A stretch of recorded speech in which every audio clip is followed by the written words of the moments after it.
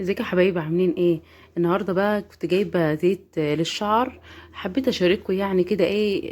الزيت ده قريت اللي عليه، لقيته فيه حاجات مفيده جدا، وكمان المكونات بتاعته والبذور اللي فيه ما شاء الله.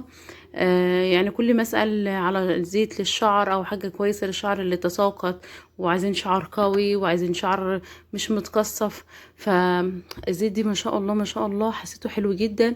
طبعا انا جبته وقلت هصوره لكم، وباذن الله لما هجرب والاقيه كويس برضه هصور لكم واقول لكم انه فعلا كويس ولا لا. لسه اول تجربه ليا يعني ليه. ما شاء الله مكتوب عليه اعشاب الهند، ومكتوب عليه القرنفل وسبع بذور لزيت الشعر. طبعا انتوا عارفين القرنفل والسبع البذور اللي فيه قد إيه هي مفيدة جدا.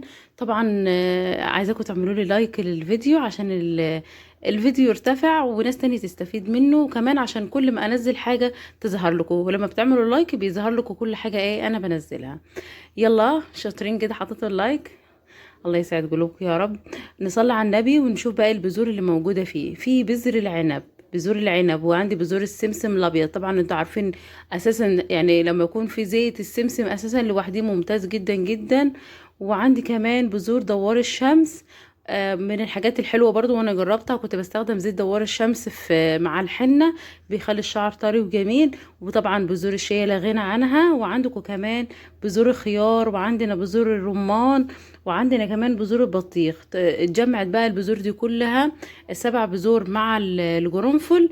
ما شاء الله يعني حاساه غني يعني كده، وما شاء الله حتى اللي مكتوب عليه حاجات حلوه كتير. هقول لكم برضو على الحاجات اللي هي من ضمن المكونات والحاجات اللي هي المفيده اللي في الزيت ده، اللي خلاني اشتريه يعني. مكتوب عليه يخلي الشعر لامع وكثيف. وكمان من الحاجات الحلوة اللي خلتني شدتني للمنتج ده، ان مكتوب عليه يا جماعة ان هو خالي من البرايين المضافة والسيليكيونات والكبريتات، يعني ما فيهوش حاجات ضارة للشعر، لان هي الحاجات دي هي اللي بتضر بالشعر، وكأنك بتحطيه كأنك ما حطيتوش. فانا خلاص انا بقى هعتمد ان شاء الله، وهجربه على مدار شهر كده ان شاء الله.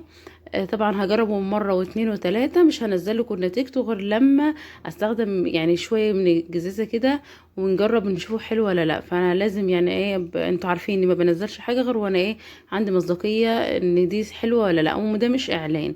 ده انا زيت اشتريته تقدر تشتريه من باندا او العسيم او كمان في اسمه ايه نستو، او في محلات تاني زي لولو. الماركات يعني موجود وبيبقى عليه تخفيض، بيبقى سعره حلو ب 19 ريال.